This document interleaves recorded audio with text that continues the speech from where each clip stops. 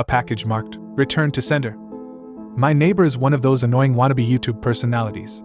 Over the years, I've seen him cough out cinnamon, lay flat on the hood of his car as it slowly creeps down the driveway, and douse himself in lukewarm water, all the while screaming epic win, epic fail, or, shit, epic maintenance of the status quo, for all I know. It can get tiring to watch him go about his shenanigans in the pursuit of viral fame.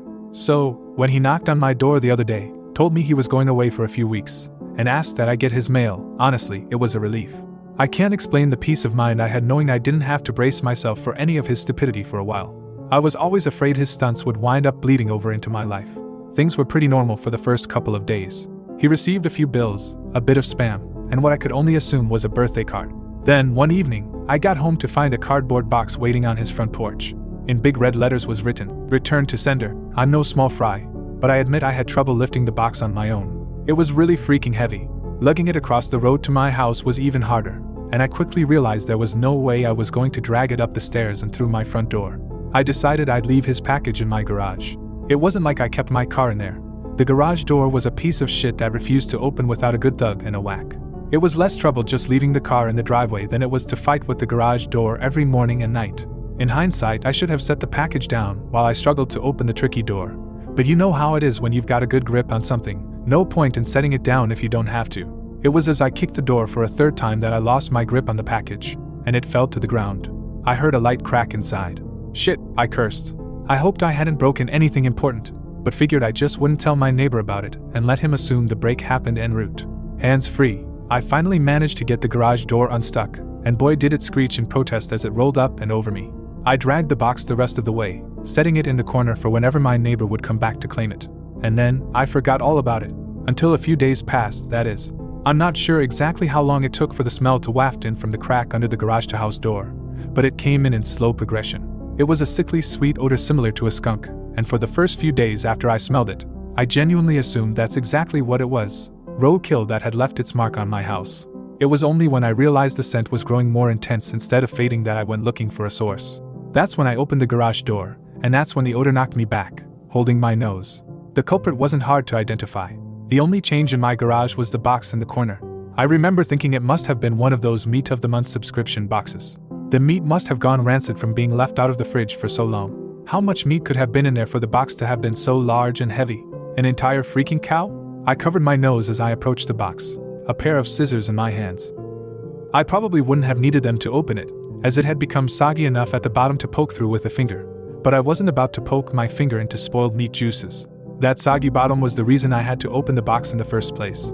If I tried to drag it out whole, everything would spill onto the floor. I was going to have to dump the pieces of meat one garbage bag at a time, and take them down to the dumpster, a process I wasn't looking forward to. My scissors tore through the tape along the top of the cardboard box. I thought the smell couldn't get any worse, but as I flipped the flaps open, I discovered a whole new gamut of stink. It was like opening a burning oven, but instead of a heat wave, I was met with waves of piss, sweat, shit, and putrefaction. It was so bad that I staggered back and had to force down the puke begging to guzzle out of me. I don't think I could have handled that scent mingling with the horrors coming out of the box. I'm not ashamed to admit I ran out the door for a breath of fresh air, but in the short time I'd spent in the garage, the smell had become so ingrained in the fabric of my clothes that it clung to me like a shadow. Nothing I tried could keep the smell out of my nostrils. Not air fresheners, not a face mask, not 3 showers and a change of clothes.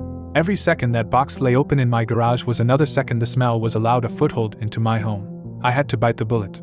I returned to the garage, the flaps of the box still open as though inviting me to look.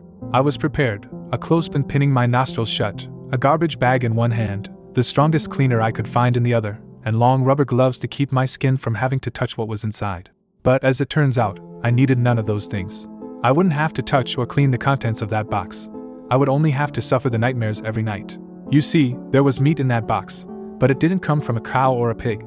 No, it was worse than that. It was my neighbor. Dead. Still in one piece, but dead.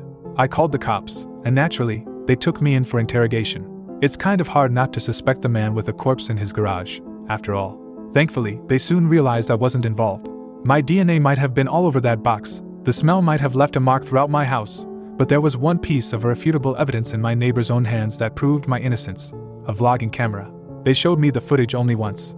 I'm not sure if they were allowed to, or if they felt so bad for me they figured it couldn't hurt. Either way, I saw it. My neighbor was sitting in the box outside of a shipping facility, laughing as he told the world how he was going to mail himself across state lines. He brought pee bottles, food, a pillow, and a few flashlights. His friend, a guy I'd seen at his place several times to help with his stunts, closed the lid and presumably dropped him off for shipment. Throughout the next couple of hours, or days, I'm honestly not sure, my neighbor recorded a few short clips about his progress. I think I'm in a truck now. I can feel it moving, must be in a warehouse. Pretty warm here. Still got plenty of food, that kind of stuff. And then, on the last entry, the box toppled over. He broke his neck, and that was it. The camera recorded until either the memory card got too full, or the battery died. There's one thing I didn't tell the police after they showed me the video. One thing I heard in the footage that will haunt me to the day I die. Just after the tumble that broke his neck, I heard the familiar screeching sound of my garage door.